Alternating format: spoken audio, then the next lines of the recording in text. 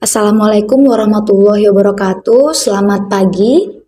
Di sini kami kelompok SMK Negeri 2 Medan akan mempresentasikan panduan observasi tentang profiling peserta didik yang akan kami lakukan saat melakukan kegiatan observasi.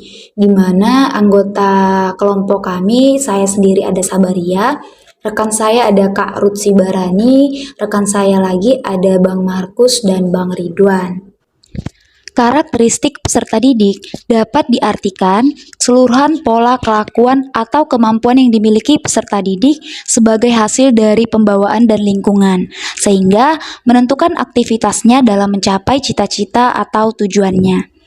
Nah, karakteristik peserta didik meliputi etnik, kultural, status sosial, minat, perkembangan kognitif, kemampuan awal, gaya belajar, motivasi, perkembangan emosi, perkembangan sosial, perkembangan moral dan spiritual, dan perkembangan motorik. Tujuan seorang guru memahami karakteristik peserta didik adalah untuk mengidentifikasi karakteristik setiap peserta didik yang nantinya memberikan informasi yang berbeda-beda tentang siapa peserta didik tersebut dan dijadikan sebagai dasar penentuan perancangan pembelajaran. Pemahaman karakteristik peserta didik sangat menentukan hasil belajar yang akan dicapai, aktivitas yang perlu dilakukan, dan asesmen yang tepat bagi peserta didik. Yang menjadi sasaran observasi kami adalah peserta didik di kelas 10 TITL 2, 12 BSM 2, 11 DPI B1, 12 TITL 4, 12 TKR 4 dan 3, dan 12 BKP 2 di SMK Negeri 2 Medan. Di mana teknik pengumpulan informasi yang kami lakukan dengan cara wawancara, observasi, dan angket kuesioner berupa gaya belajar. Nah, panduan observasi yang akan kami laksanakan adalah yang pertama, menentukan aspek-aspek yang akan diamatin, membuat lembar observasi, membuat angket tes modalitas, dan yang terakhir, membuat pedoman wawancara. Aspek pertama yang kami observasi adalah data demografi peserta didik seperti usia, jenis kelamin, tempat tinggal, suku yang dapat mencakup faktor sosial ekonomi seperti pekerjaan, status keluarga, atau pendapatan. Nah, data demografi ini kami lakukan menggunakan Google Form yang berisi data-data yang saya sebutkan tadi. Selain itu, kami juga melakukan observasi berdasarkan lingkungan dari yang kami amati mengenai etnis, kultural, dan sosial peserta didik. Juga mewawancarai dengan beberapa guru dan wakasek yang ada. Kemudian kami memberikan angket gaya belajar berupa 45 pertanyaan di mana masing-masing gaya belajar visual, audio, dan kinestetik memiliki 15 pertanyaan yang berbeda. Nah, mengapa guru harus mengetahui gaya belajar siswa? Karena guru mengharapkan peserta didik dapat menyerap informasi secara maksimal bergantung pada pembelajaran berlangsung sesuai dengan gaya belajar masing-masing. Nah, sehingga bagi guru dapat memfasilitasi pembelajaran di kelas sesuai dengan gaya belajar yang disukai oleh peserta didik. Menurut Dell dan Peterson dalam Denny, budaya sekolah adalah sekumpulan nilai yang melandasi perilaku, tradisi, kebiasaan keseharian, dan simbol-simbol yang dipraktekkan oleh kepala sekolah, pendidik, petugas tenaga pendidikan, siswa, dan masyarakat sekitar sekolah. Selanjutnya, menurut Zamroni, budaya sekolah mencakup pola nilai-nilai, prinsip-prinsip, tradisi-tradisi, dan kebiasaan-kebiasaan yang membentuk dalam perjalanan panjang sekolah, dikembangkan sekolah dalam jangka waktu yang lama dan menjadi pegangan serta diyakini oleh seluruh warga sekolah, sehingga mendorong munculnya sikap dan perilaku warga sekolah. Dari kedua hal tersebut, maka dapat ditarik kesimpulan bahwa budaya sekolah merupakan ciri khas, karakter atau watak, dan citra sekolah tersebut di masyarakat luas. Budaya memiliki fungsi yang penting dalam sekolah, sebab budaya akan memberikan dukungan terhadap identitas sekolah, sehingga budaya sekolah yang terpelihara dengan baik mampu menampilkan perilaku iman, takwa, kreatif, dan inovatif yang harus dikembangkan terus-menerus.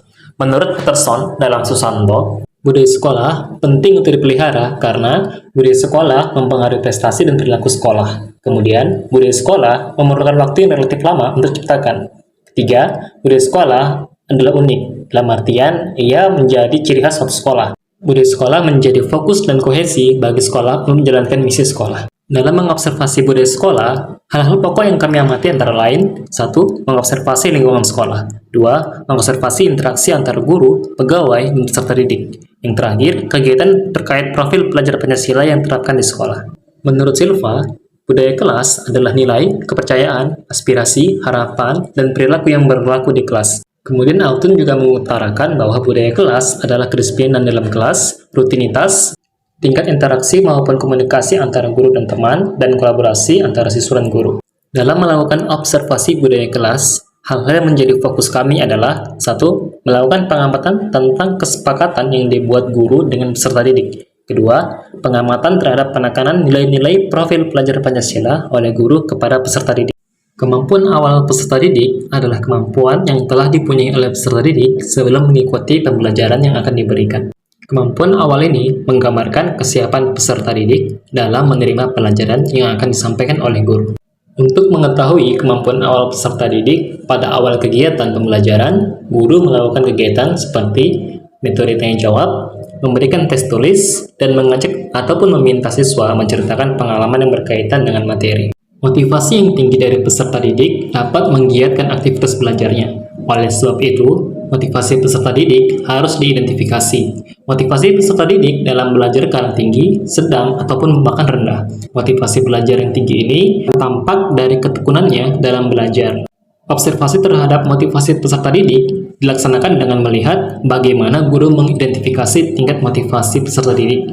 Kemudian bagaimana guru menumbuhkan motivasi peserta didik dalam pembelajaran. Minat juga tak kalah penting untuk diidentifikasi, karena semakin tinggi minat seorang, maka semakin aktif peserta didik tersebut mengikuti pembelajaran, sehingga dapat mempengaruhi pencapaian pembelajaran peserta didik.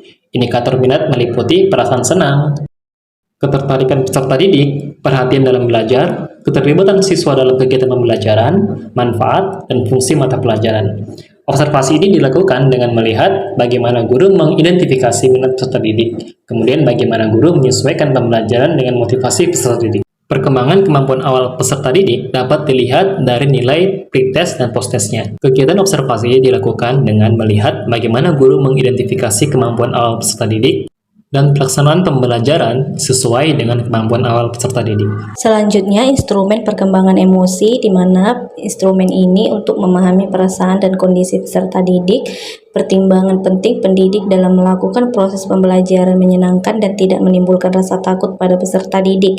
Pertanyaan untuk mengetahui perkembangan emosi peserta didik: yang pertama, sejauh mana kelas dan ruang pembelajaran lainnya menjadi ruang ekspresi diri yang sehat untuk peserta didik. Yang kedua, bagaimana guru merespon peserta didik yang belum bisa mengekspresikan diri dengan tepat. Instrumen selanjutnya adalah perkembangan sosial. Perkembangan sosial ini untuk mengetahui proses belajar yang menyesuaikan diri terhadap lingkungan belajar, bagaimana cara peserta didik berinteraksi dengan lingkungan sekitar, cara berkomunikasinya, dan membangun kerjasama.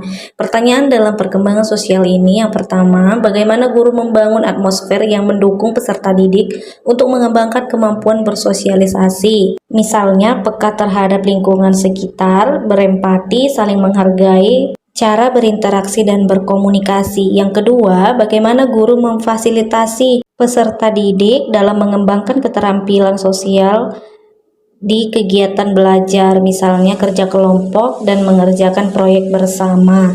Selanjutnya, perkembangan moral atau spiritual. Perkembangan moral adalah tindakan yang dilakukan sebagai umpan balik dari yang dirasakannya.